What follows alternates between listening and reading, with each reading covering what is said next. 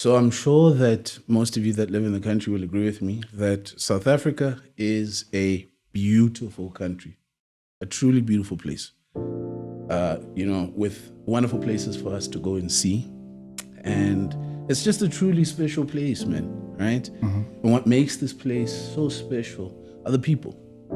And having had the good fortune to have traveled a bit in my life, I can honestly say that there's no other country that I would rather live in, rather live in outside of good old Southie, right? There's no country, regardless of our problems, no country that I'd prefer to call as my home than South Africa. But I'd be remiss if I didn't acknowledge that we do have a good, fair bit of problems. And those are problems like sexual assault and rape, violent crime, gender-based violence, and suicide, right? And the reality is men, unfortunately, make up the majority of all the things that I've spoken about. We are the majority perpetrators of all of the things that I've just mentioned. In fact, we are fourth in femicide in the world. We are second in suicide. We are first in the world when it comes to rape, and we're in the top 10, I think, when it comes to violent crimes. So I'm not saying this to chastise, I'm not saying this to vilify men. I'm saying this as a matter of fact, and I'm saying it because, well, the reality is the boys are not okay, right? Well, the boys are just not okay. There are a lot of hurt men walking around with trauma, unresolved trauma and pain, and they are projecting what's happening on the inner outwards, and it's affecting society and home. And it's about time that we acknowledge this. It's about time that we address this and recognize that we need to start fixing this. How do we improve our mental health and well-being as men? And so that's why this content series has been created. My name is Guhle Nkosi, and this is the Conversation Bar.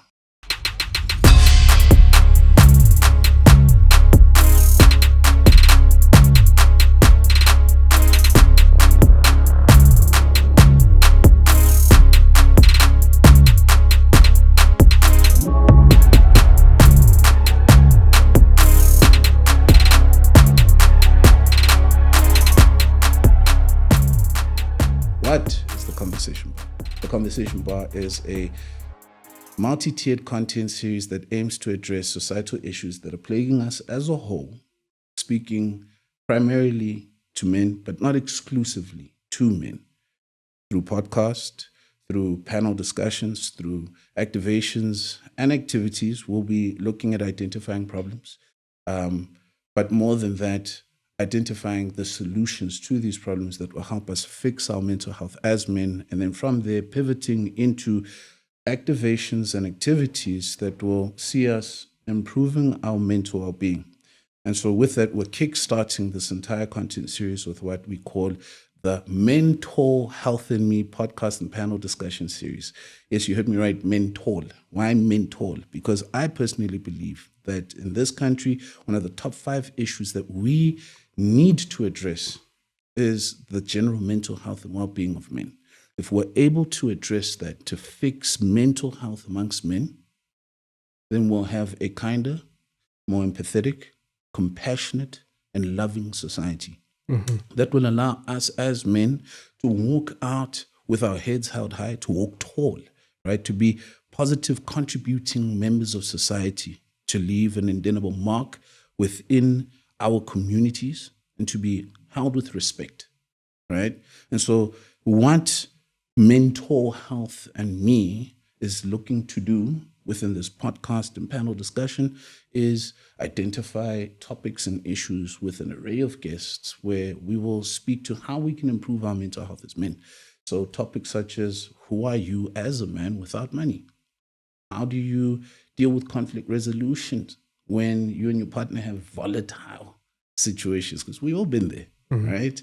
How do you walk away from something where you're being pushed and pushed and pushed? And substance abuse issues. So it's with that, I pivot into introducing my very first guest ever for the first episode of Mental Health and Me. So good brother, friend that I've known nearly 20 years now. Sure, yeah. Nearly 20 years. He is a recovery coach, addiction counselor, co-founder of the Holding Space, counselor and therapeutic director at Design Living, and in his 20th year of sobriety. With me is the homie, the brother, Mervyn Colin Ken. Buddy, thank you for joining me. Let's get into this. Thanks for having me. How's your heart and how are you feeling? So first of all, thank you for this, and thank you for doing the work and talking about the uncomfortable conversations. So I just want to honor you, and I see you for the impact you have, and I like what you said, making the world a kinder place. And I guess it's also about, like, for me, I've got 2 daughters. How do I make this world a better place for them? You know, how do I make it safe? You know, and I think it's through this kind of stuff that hopefully we get to where we need to get to. 100%. So thank you. How is my heart? I mean, I guess there is fear for this sort of stuff, cameras and that sort of stuff. But also at the same time, I'm feeling grounded and grateful to be here. And with that said, there's I mean, I think for me, what I've learned throughout these years is, you know, it's like if I go to an NA meeting and I start sharing and I talk about me being scared or feeling fearful, by the end of the share, the fear's gone, you know. So hopefully that fear will subside and it won't cripple me. You know, in recovery, we talk about face everything and recover, or F everything and run, you know. So now look, man, this is a space for us to be vulnerable. I think as men, we need to learn that there's absolutely nothing wrong with vulnerability. We should be averse to fragility, because fragility is the thing that tends to have us react or become reactive, right? Impulsive. Yeah.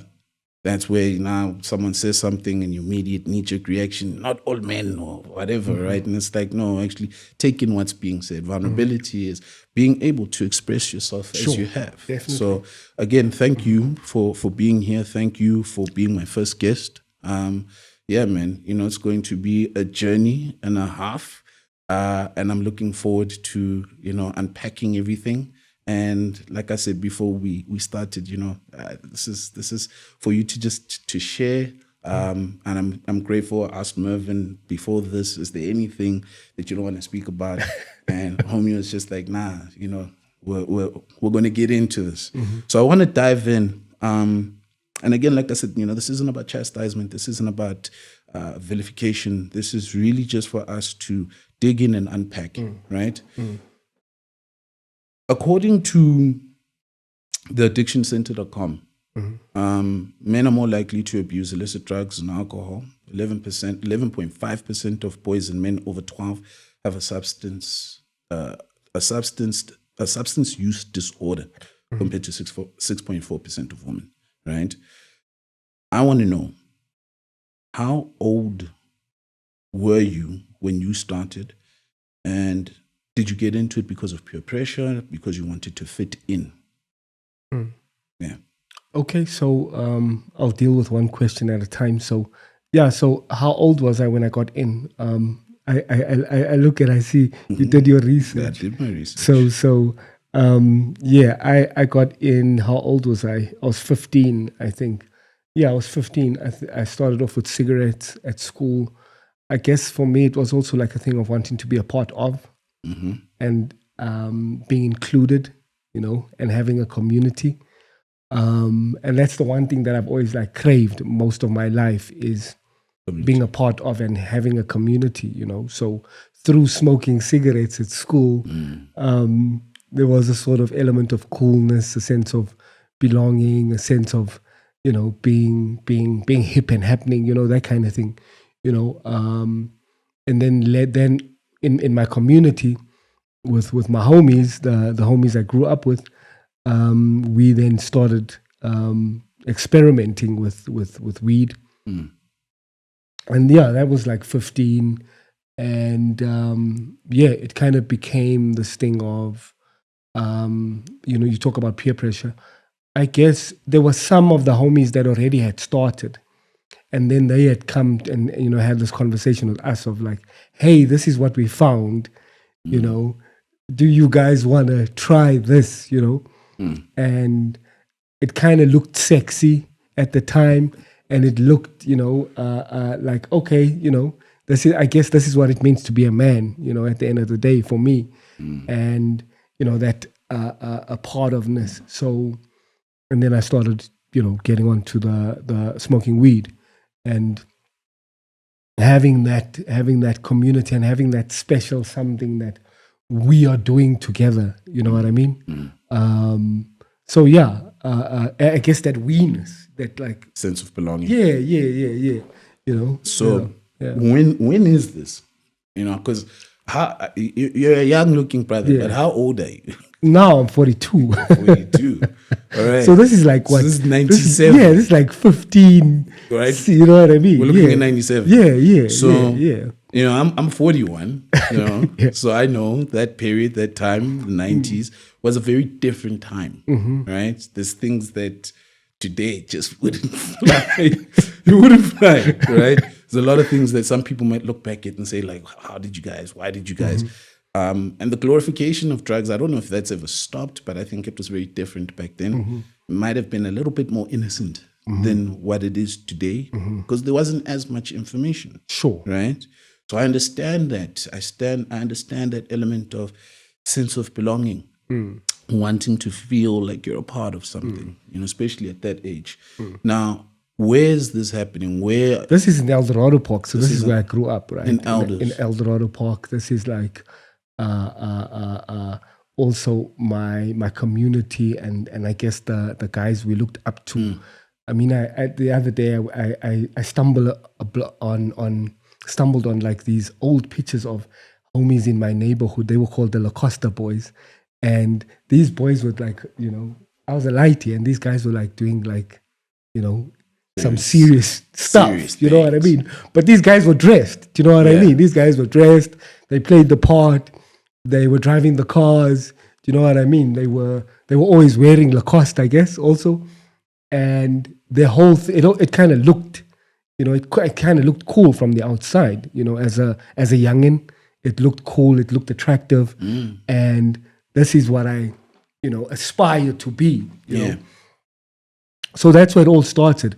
And I guess also in that neighborhood, a lot of men and a lot of young men, were it was about clothes, it was about girls, it was about, all of that stuff.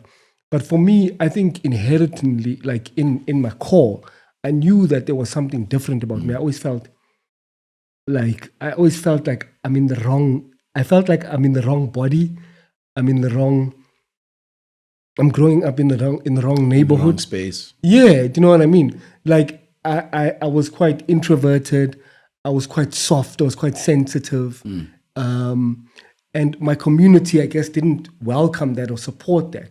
Oh, you were a good kid in the mad city. Yeah, do you know what I mean? But I mean, like, because we did like some foolish stuff, like we did like, the homies were like, okay, let's go rob someone. I tried that. The one day we there was a school girl coming from school, and next thing the guys pull out daggers and stuff, and took her chain, and I was like, no, like I felt. You knew inherently. Yeah, like I felt like, wasn't right. This isn't right. It's not for me. You know what I mean? I don't feel okay with this.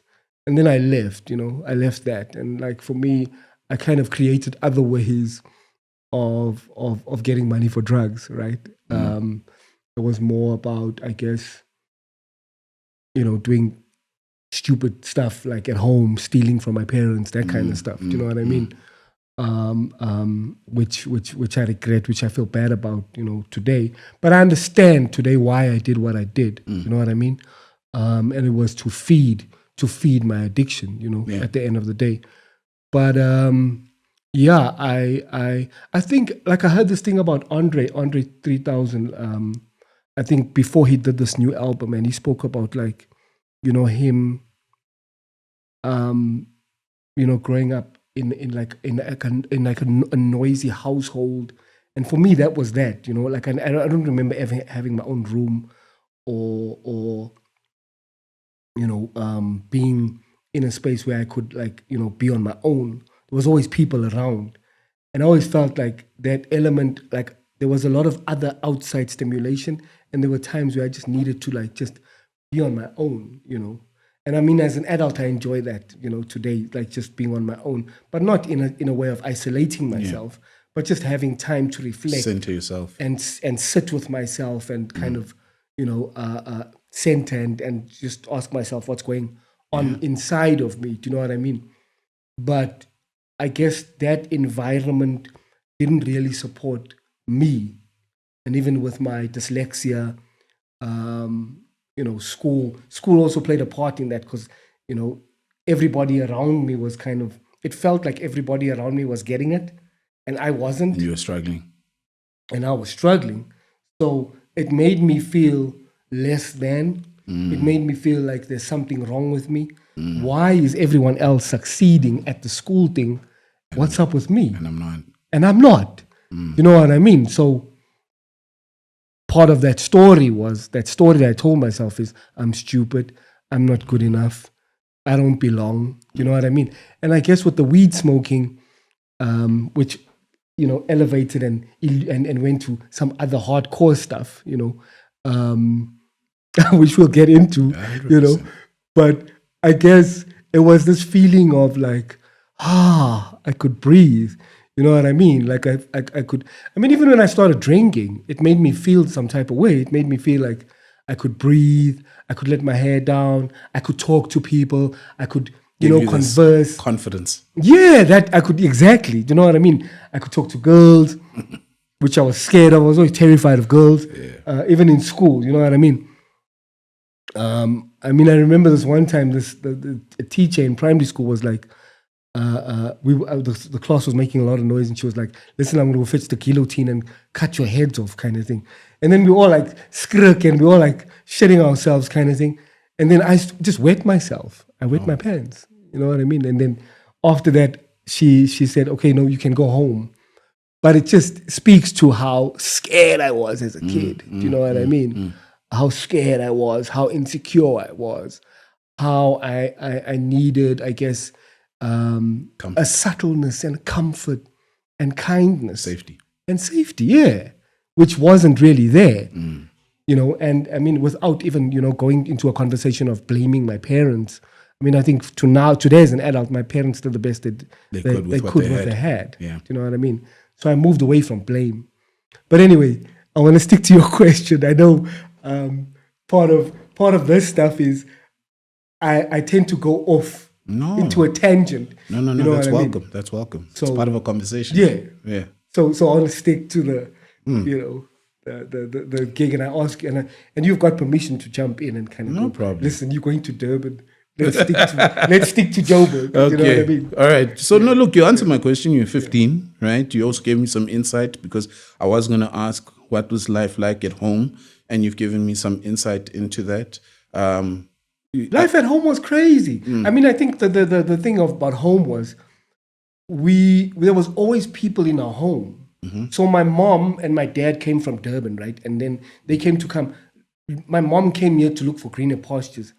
And then the story that I hear is my dad was like a boarder from Durban, and he came to live in my mom's house. My mom and this lady, they own this house. And my dad was a boarder in the room, and then him and my mom hooked up, and then, the rest is history, kind of thing. But a lot of their families, both sides, came to look for greener pastures here.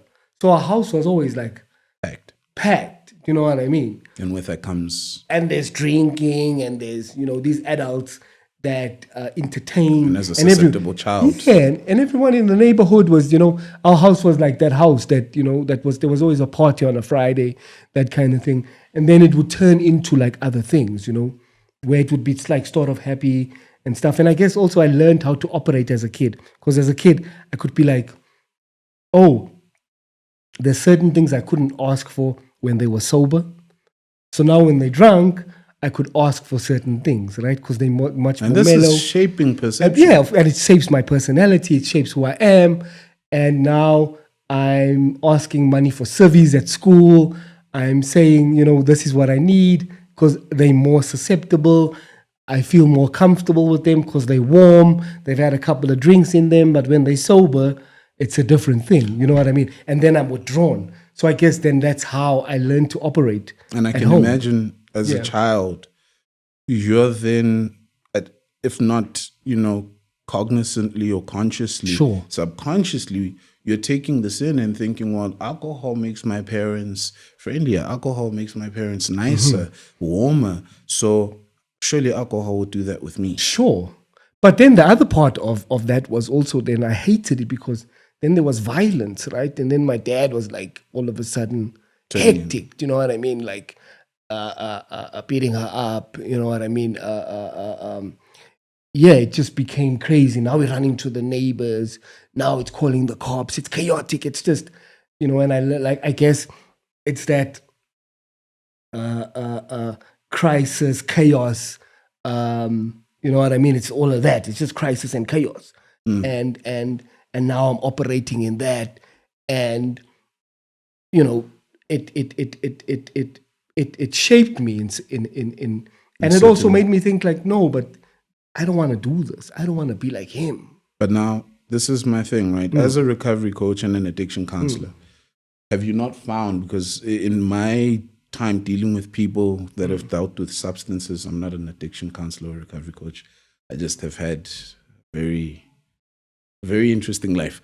But in my time dealing with people that have dealt with substance abuse issues or abuse issues, generally the irony is the very thing that caused the chaos in your home, you end up using as a crutch yourself.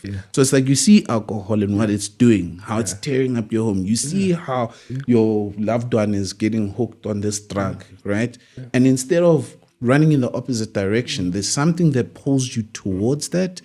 Did you find with yourself that was, well, clearly that was part of the case?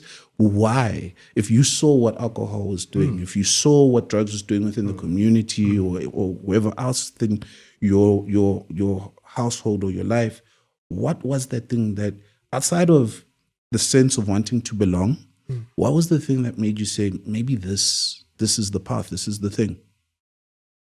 Well, I mean, thanks for that. It's a beautiful question. I mean, I think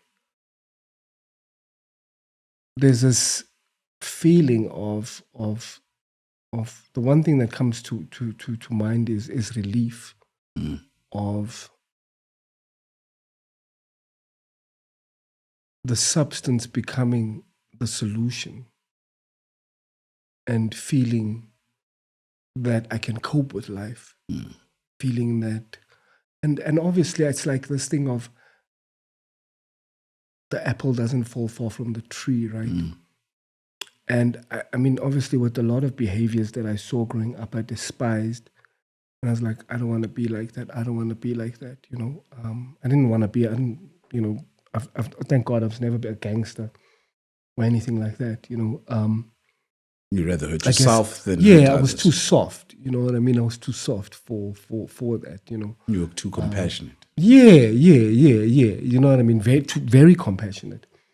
And I mean, those traits I inherited from my mom. My mom's, I even now, I mean, my mom's like retired. She's like the local social worker in the neighborhood in Eldos, where she's like sending a lot of people to rehab and helping them out with their addiction stuff. But my mom was like a nurse, always like a caregiver. And I guess that's where I get this caregiver part from. Do you know what I mean? Recovery coach, addiction counselor. Exactly, right? from my mom, right? And bless her soul for that impact she's had in my life. But yeah, man, I think it's something that I despised a lot, but maybe you were also seeking some understanding. Yeah, yeah. Why do you consume this substance? Yeah. Maybe if I also get into it, I'll have a little bit of a better understanding Yeah, of. because I saw the mayhem and we talk about like dysfunction. I've seen dysfunction on like the highest on the highest level, you know what I mean? If we were to call it that. I mean, even when I like graduated when I graduated to smoking other drugs or even, that time we're smoking buttons. Mandrakes. Now we're smoking mandrakes, now we men now, you know what I mean? There's no man, we men, you know what I mean? And now I'm smoking with my dad's friends and they don't know. My dad doesn't know what's happening because these timers are like, you can't tell your dad. Obviously I'm not going to tell my dad because I'm going to get into shit. I'm getting high with you buddies. What's that about?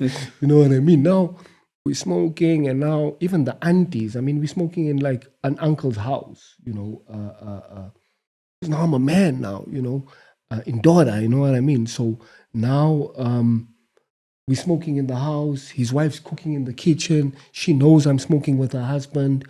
A lot of these uncles passed away from excessive drug use. There was an uncle that I used to smoke with. His name was Uncle Mervyn, my name, and he was asthmatic. So the time I would like basically have like his oxygen pump there and like inhale and like breathe. Next thing he's smoking a pipe. That kind of stuff. So. And if I think about that today, that's completely wrong, right? But it's normalized. You know what I mean? It's normalized. It's normalized that because a lot of these things were normalized, even abuse in the neighborhood of men, the gender-based violence stuff was normalized. You know what I mean? It's not like you blowing whistles or anything like that. It's normalized. We know that Uncle so-and-so's beating up his wife. Dysfunction becomes the function. Yeah. And it's like, but like in my gut, like I know, like, this ain't it. I don't, yeah, this can't be it. There's got to be more. Yeah, exactly. It's like that Beanie Siegel thing, there's got to be more kind of thing. This can't be life. This can't be real. This can't be real. You know what I mean? And like, but like also that thing of like, will I ever move out the township? Because, the longer you're in it. Yeah, because for me it was always like, I always felt like I'm in this box or these walls that are around me. And the way it's its own kind of prison. Yeah. And I'm like, how am I going to move out of here? Because a lot of the older kids, now they're helping the aunties that come from work with their bags, taking them home. They get like a $5 or whatever, that kind of thing. And I'm like, shit, this is what's going to happen to me. I'm going to be the same. Okay. You know what I mean? Like hopeless, completely. Now I wanna take that, right? But I want to move into. So there's within drug use, men make up 75% of opiates, so like heroin, right? Coke 73%, weed 70%, new psychoactive substances or NPS, so like fentanyl and stuff, 62%, and this is as per Statista. So what I want to know is, in all of this that's happening, you spoke about graduating, right? Elevation, upgrading, the upgrade. What you've mentioned buttons, mandrakes, right? But what ended up being, the drugs that you did use, and what was your drug of choice? And how is it now affecting you on a psychological level? So as the journey continues, so it's the mandrakes, it's alcohol, then it was that ecstasy phase. I tried that, didn't work for me. Now I go visit in Durban. Also, because growing up when I was younger, the cousins were also smoking mandrakes. They were drinking, and the stuff is around me everywhere I am. I go visit my granny in Wentworth in Durban. There's it almost feels like an episode of Shameless in my grandmother's house, because now also like my grandmother is basically renting out her bathroom for cats to smoke buttons and give her liquor money. My grandmother now, God bless her, rest her soul, she's now an alcoholic, right? And she's also got to, find a way to look after her alcoholism, So I'm seeing all these things. I'm seeing a lot of dysfunction around me. A cousin introduces me to crack cocaine. Because I tried this thing in Joburg. I was like, this thing, nah, it's not. I'm not feeling what these guys are talking about, because there was always this, glorified. If you try this, it's going to do this. It's going to take you there. Yeah. So I tried, didn't work. Then I'm in Durban, we're in a hotel, me and my cousin. He buys a lot of this. I don't know where is he getting the money from, but anyway, I think maybe he's pulling moves at work, because every day he's got like $1,000 on him. I'm like, okay. And, I'm not asking any questions. I'm just like, yeah, cool. So he introduces me, we're smoking this thing. Next thing, okay, I feel this thing. Okay, I'm like, okay, this is it, this thing. But I know that, because I think for me, crack cocaine is an upper, and now I'm dealing with, when I was smoking Mandrex is a downer. So for me, I preferred being like inebriated. Like when I drank, I wouldn't drink one beer. I'd want to drink like 6 beers. You know what I mean? You wanted to get... Yeah, because I want to be stucked. I want to be, you know what I mean? I want to be like carried home, because that's what happens, I'm being carried home. I'm wetting the bed. That kind of behavior. Where you don't have to think about anything, man. Exactly. You black out. Yeah, exactly. And I think for me, it was all about like numbing. So then for me, it was like whatever I felt, I didn't have to deal with my feelings. So this thing kind of gives me this freedom of like, on this level of like, I don't have to feel shit. I don't have to feel nothing. All I have to, like, I'm happy. You know what I mean? Because it's induced happiness, so to speak. So, yeah, that became the drug of choice. The drug of choice was Mandrex. Do you know what I mean? Even like now, after even 20 years sober, someone was like, I was at the dentist, and I was talking to this lady in the queue, and she was like, she's like, from time to time she smokes a button to sleep, and immediately I started smiling, because I know the euphoria of that. I know what that felt like. I know what it did for me, right? Yeah. I'm like a kid in a candy store, basically. I'm just like excited, like listening to the story, because this is what my life was about. Do you know what I mean?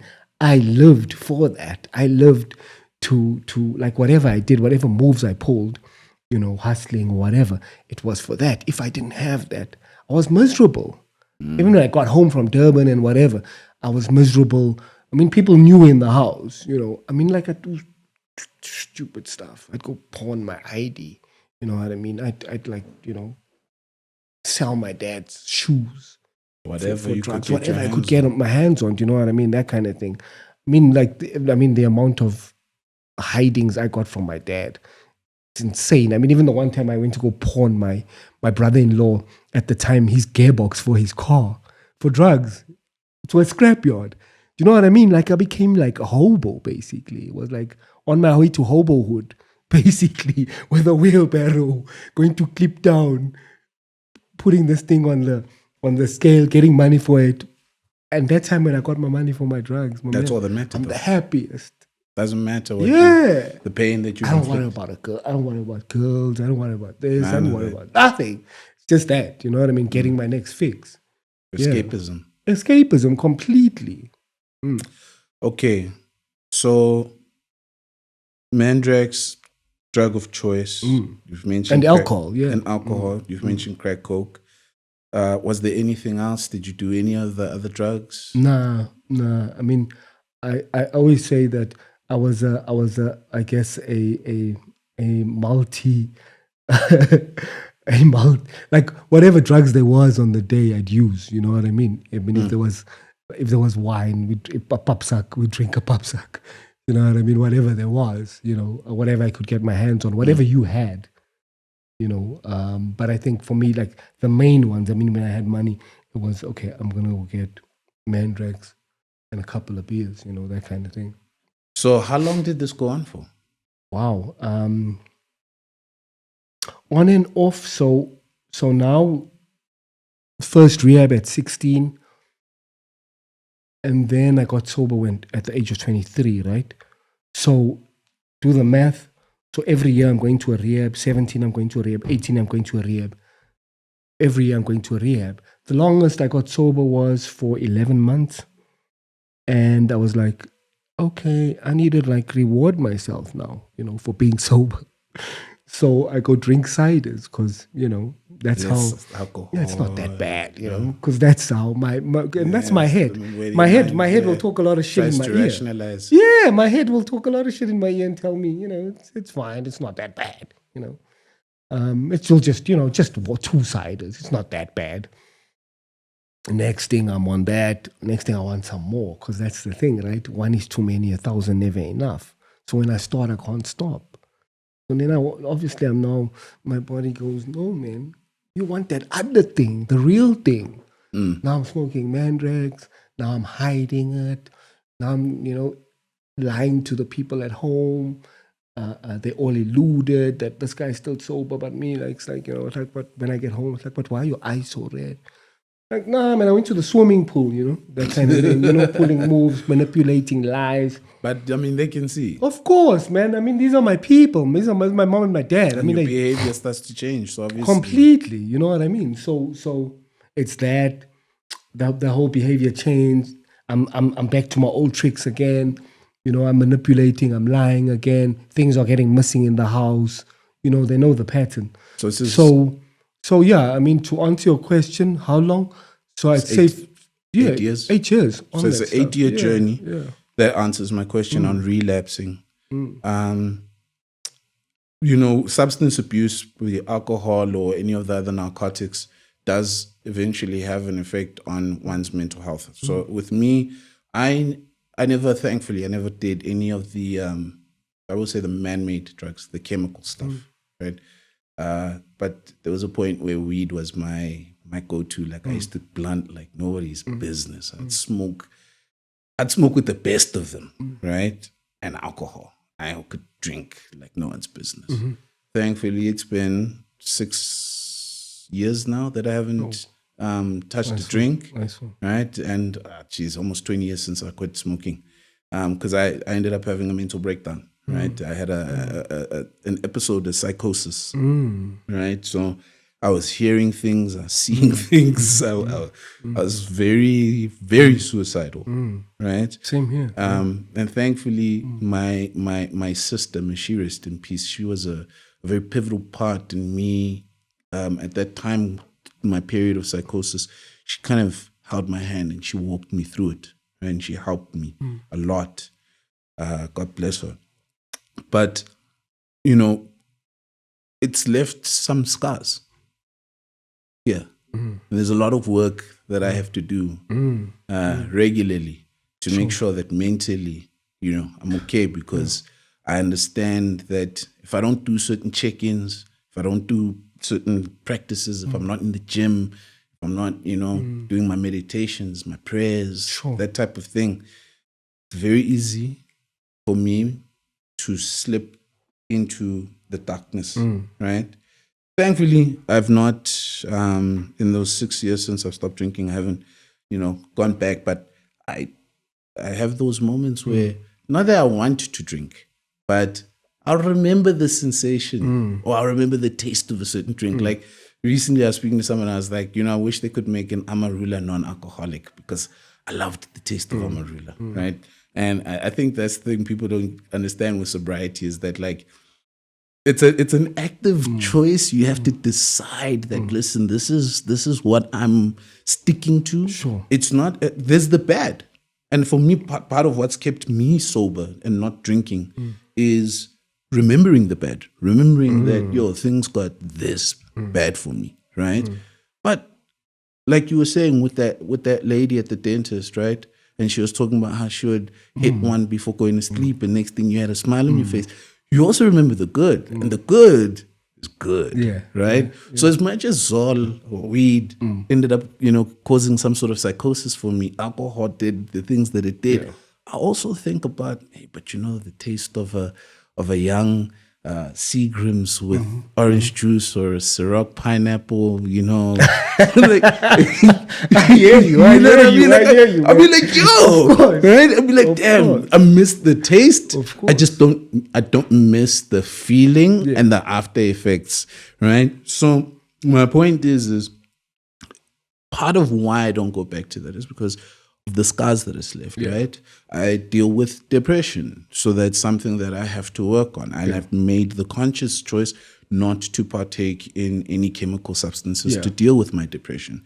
That's probably made my journey a little bit more difficult, but that's my choice, right? I wanted to know with you, has there been any ramification mentally? Do you deal with any sort of mental health disorder? And if so, what? Yeah. Thanks for that question. So I guess, for me, going through sobriety and then like wanting to fill that hole in my soul with external stuff. And I think for a long time I did, feed that hole in the soul. I mean, I would go to AA meetings, I'd go to Narcotics meetings. I still do that stuff, not as regular as I used to. And that stuff's important for me. But, I've done, even in recovery, I've done stuff that has been shameful, that I felt shame for. And I've gotten to a place where it's like, I feel like a piece of shit. I feel like unworthy, and there's this complete like chronic emptiness inside of me. So again, now it's like dealing with suicidal thoughts, right? So I'm like suicidal because I feel not good enough. I feel like a piece of shit, basically. And, I then go seek help and speak to a psychiatrist, psychologist, and being diagnosed with mild depression, and then was put on medication about maybe 5 years ago, and then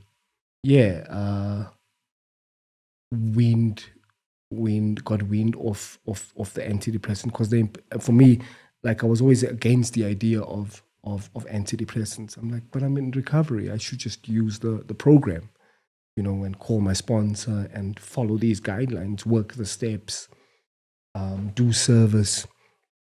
In recovery, talk about the 5 pillars: service, higher power, step work, helping others. Can't remember them all, but So doing that, would kind of help me with this hole in the soul, and praying and being connected to my higher power, and like I said, I was completely against this idea of antidepressants. Why should I be on meds? Why should I be on a mood mind altering substance? And that's the way I looked at it, in my ignorance, And the way I look at it now is completely different, because I needed something to help me cope, and I needed something to help me deal with what I was dealing with, to make it easier for me and get some sort of like relief, and that could just help me be more grounded in my mania, in some sort of, because I've got a chemical imbalance, right? And man. So I was diagnosed with depression, and so I do believe in taking medication, because it helps. And if you're bipolar, take your bipolar meds. I mean, I worked in a psychiatric hospital for like 8 years, so I kind of saw Firsthand. a lot of psychosis, weed-induced psychosis. Yeah. My Scary. opinion, my opinion with weed is a mood mind altering substance. That's my opinion of it. I mean, I know a lot of people would kind of look at it as something natural. It's from the earth, and I've had a lot of conversations with people along the way. But my opinion is it's a mood mind altering substance, and I should stay away from it. For me, that doesn't work for me. Other people can do that. I can't. Same here. Look, I'm not going to, like I said, for me it was never about the chemical. Weed.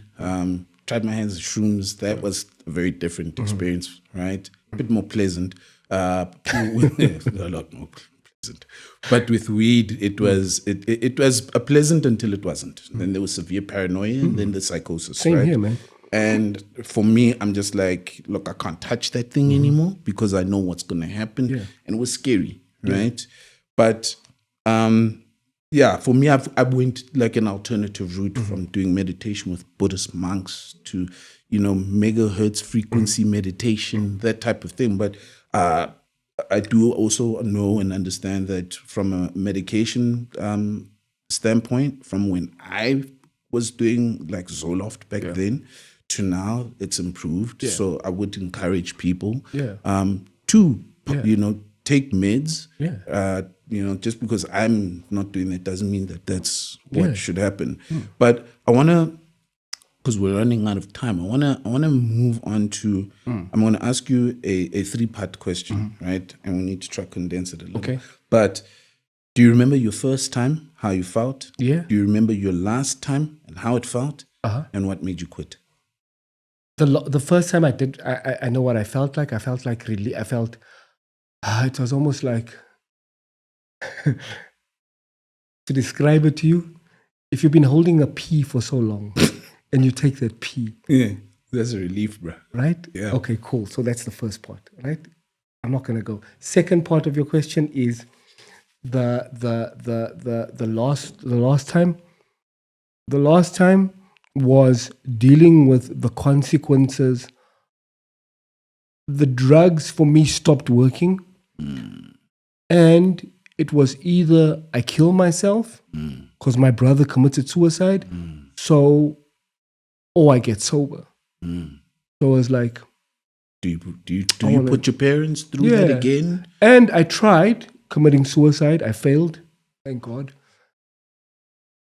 And I was like, nah, because I hit rock bottom, man. I hit rock bottom.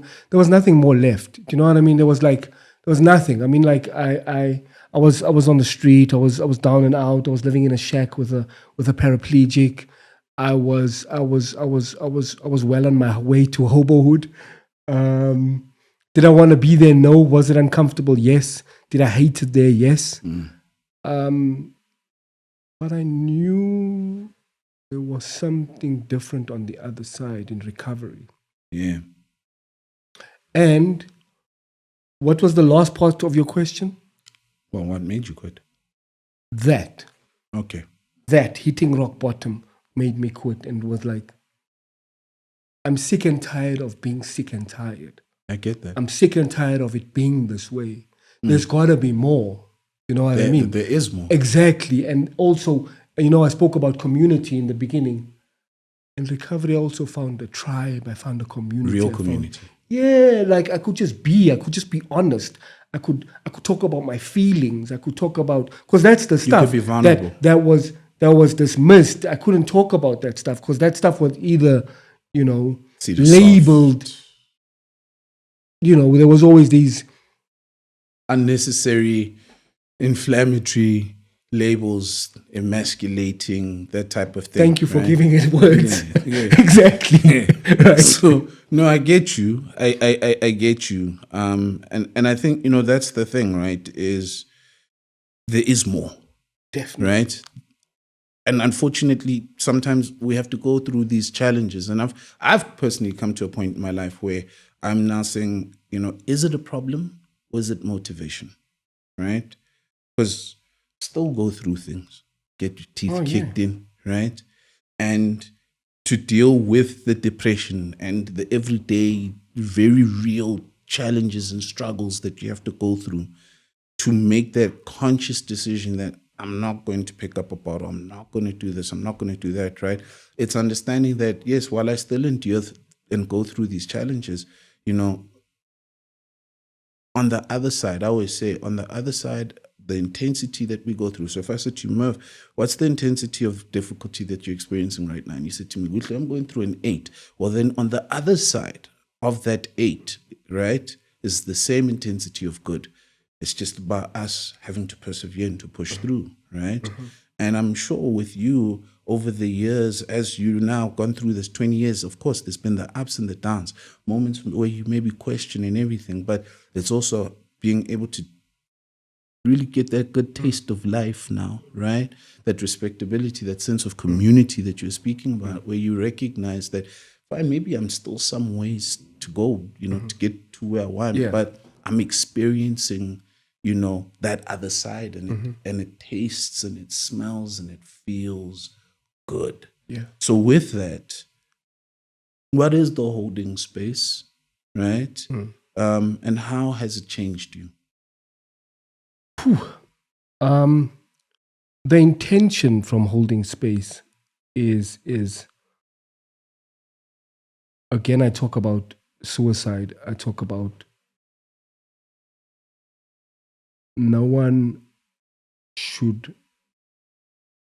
I shouldn't feel like I'm alone, or I'm the only one going through a certain problem. Or so if I look at, you know, my brother and I'm trying to understand how he felt or what he went through, being a gay colored man in a colored township, what that was like for him. When did he take his life? How old am I now? I'm 42. So I was 20. So 22 years ago. You know, it's a very different time. We weren't as inclusive. Yeah, exactly. Right.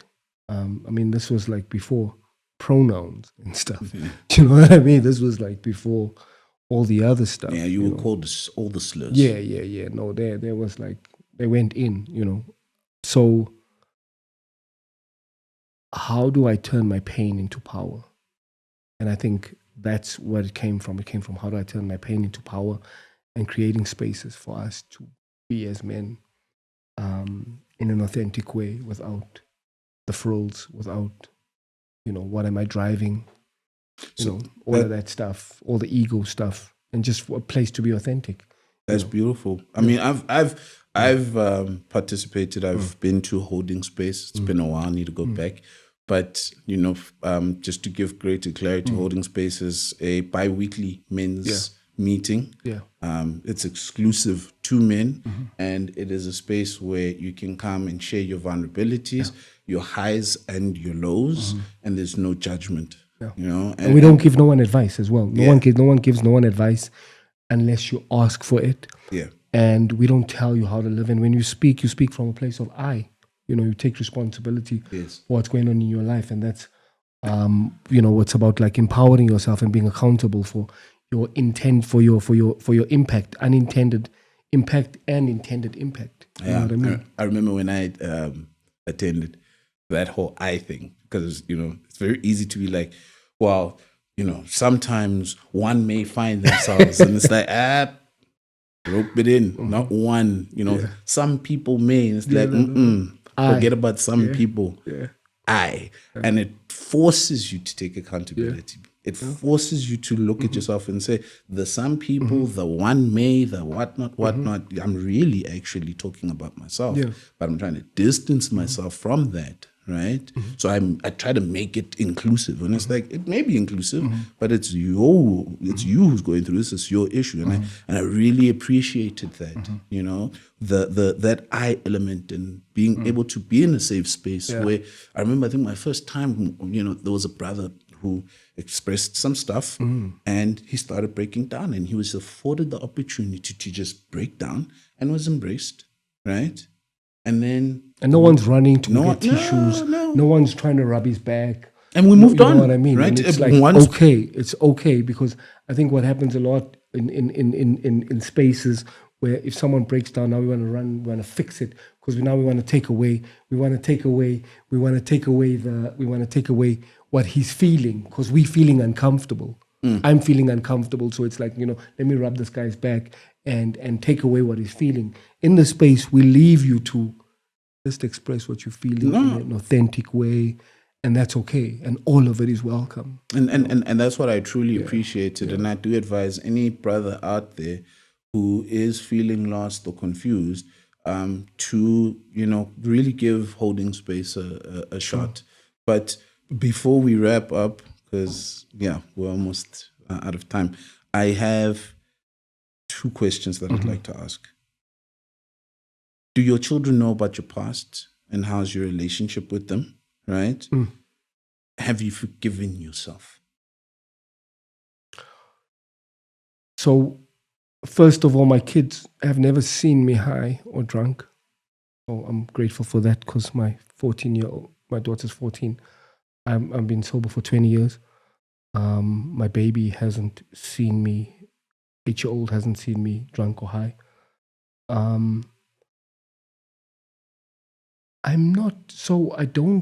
Honestly, I don't have much of a relationship with my 14-year-old child. She's in Durban with her mom.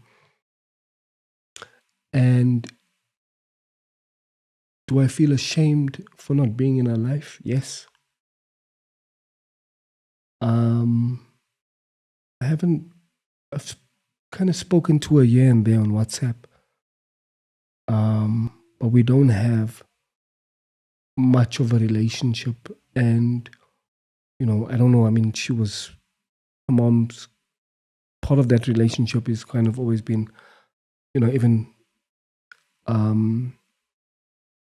mom has taken away from me, and not included me in her life. And even when they were living here, it was always a mission, to be in her life.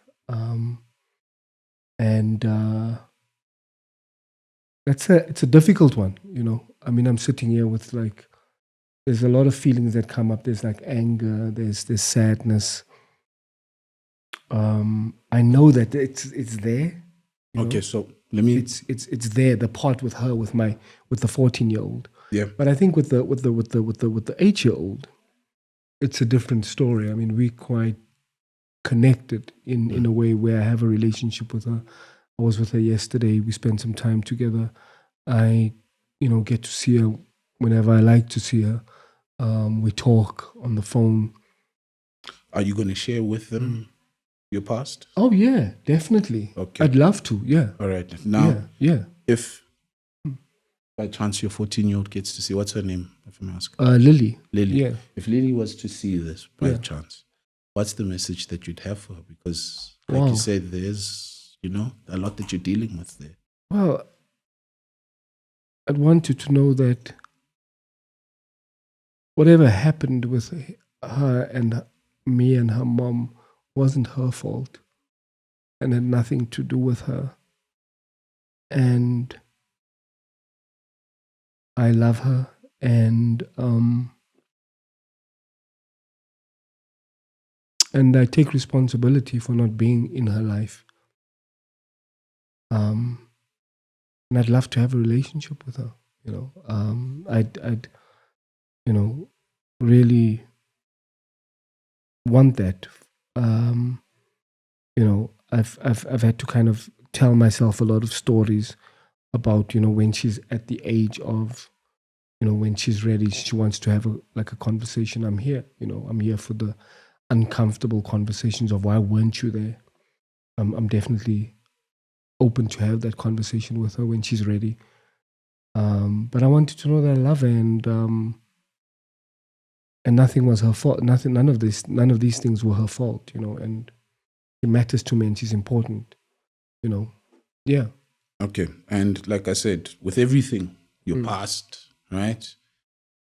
Have you forgiven yourself? Yeah, yeah, yeah. Because I understand now why I did what I did. Okay. So I'm definitely at a place of like I'm okay. I'm grateful. I'm grateful for my past. Yeah. Because my past led me up till this point, and here, I'm right? sitting here about it, Exactly. talking about it to And be you. able to share, Yeah, and in a good inspire, way, and encourage and motivate other people. and my past becomes my weapon. Yeah, becomes You know what I your shield of Yeah, I armor mean, now.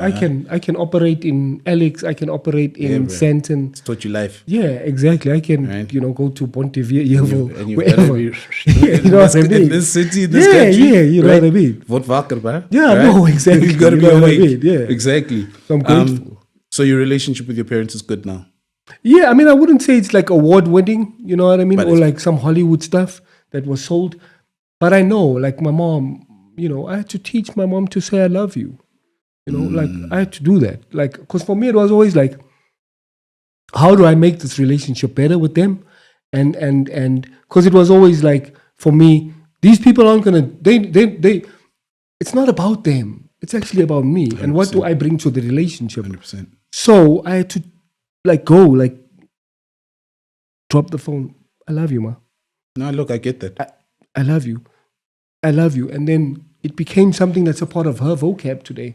And I know she loves me. I know my dad loves me. I mean, when my dad's drunk, he's had a couple of beers.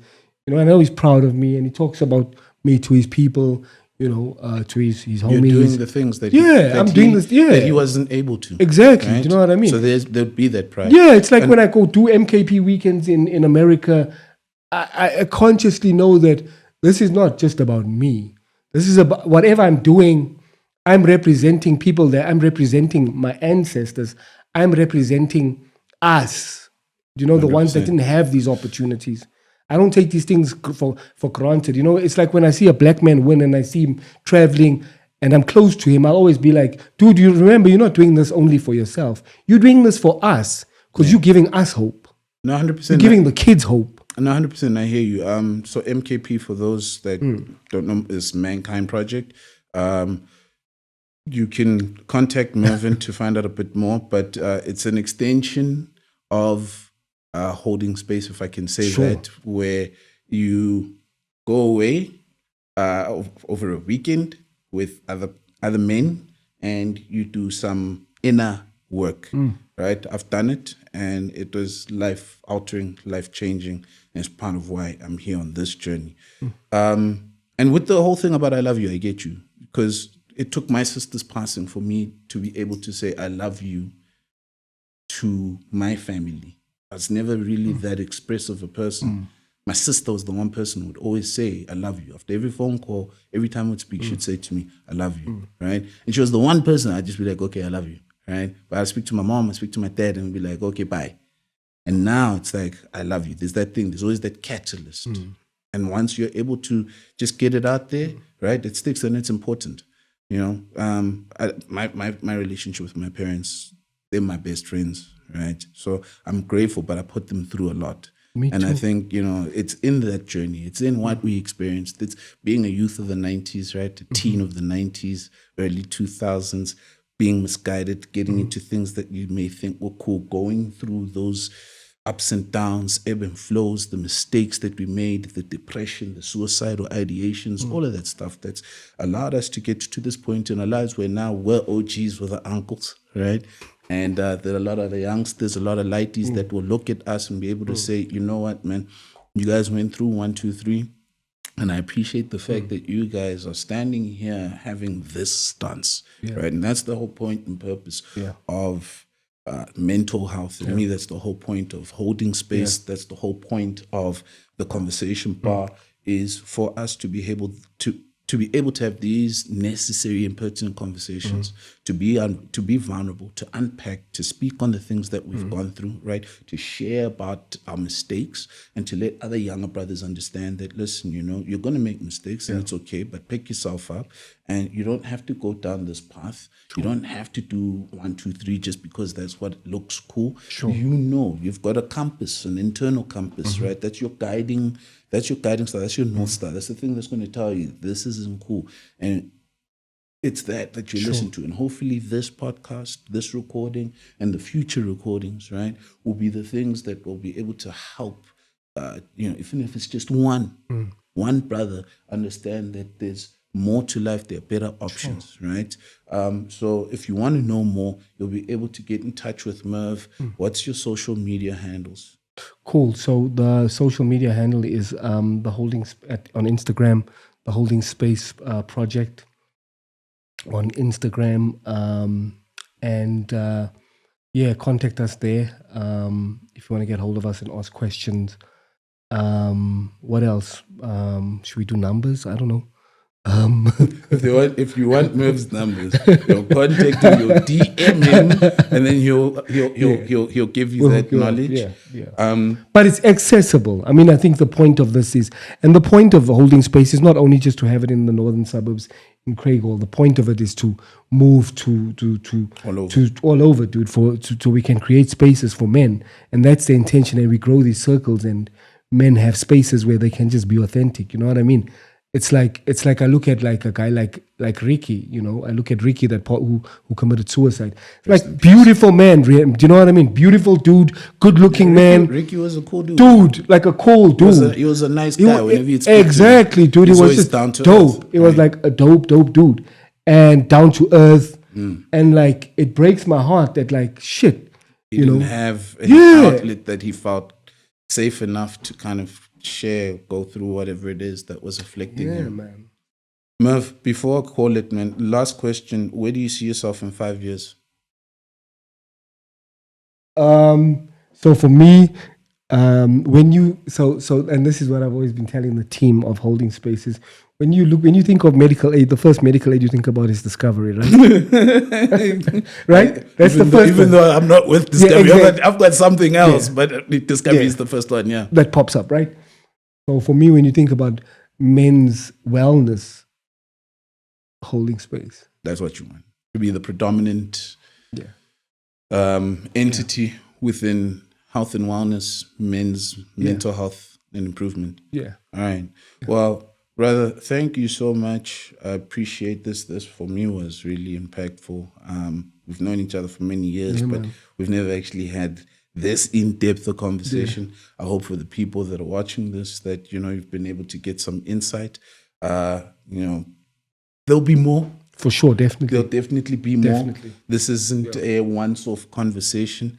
Like I said, this is just the beginning of mental health in me. And through the conversation bar, we'll be collaborating with Holding Space, with other initiatives like Sober High. Shout out to Dave, where we'll be doing panel discussions. We will be doing activations. So from food drives to nappy drives to spending our time in homeless shelters, whatever it may be, to getting into actual activations like yoga or jogging or pottery even. We're going to unpack this journey of what it means to be a man today, how to better approach your mental health issues. And I like something that you said, just interesting, just in closing for me, was that despite, like, for me, I know when I look at the rape statistics and I look at the GBV stuff in the country, for me, what I always want to emphasize I want to emphasize is that I'm responsible for that as a man. It's my responsibility. So if, I've heard from women and sit and doing the work I've done before and working in rehabs, when a woman says, I've been raped, the one thing that I'll always say is, I'm sorry that we did that to you. And why I say we is because it's a man problem. I don't want to create this. Those are the terrible men. These are the good men. I don't want to create that. For me personally, I think I'm a part of the problem. It's the one bad apple argument, right? No, but I don't want, for me personally, I don't want to, because I don't want to, for me, it's like, it's like that whole thing of that apartheid kind of thing. It's like us and them. For me, I'm a man. I'm a brown man, I'm a black man, and I need to take responsibility for my part and what I contribute in this world. No, 100%. And that's why I say it's like the one bad apple argument, right? Because people say it's but one bad apple, like especially when they talk about like police, you know, like in the States. And there's this guy named Walter who did this exercise where he walked around with an apple pie and he said, but I need you to know that there was one bad apple that was put into this pie and it's maggots. Are you still okay to have the pie, right? And so it changes the whole complexion of the conversation about one bad apple. So I get what you're saying. But yeah, with that, Merv, thank you very much. With me, you can catch me on the journeys of an OG, put everything in the details, as well as mental health and me. Thank you for tuning in, and yeah, I'll catch you on the flip side. Peace. Merv, thanks. Thank you. Thanks for having me. Much appreciated. Yeah, man. Peace and love. Shut up, Marco.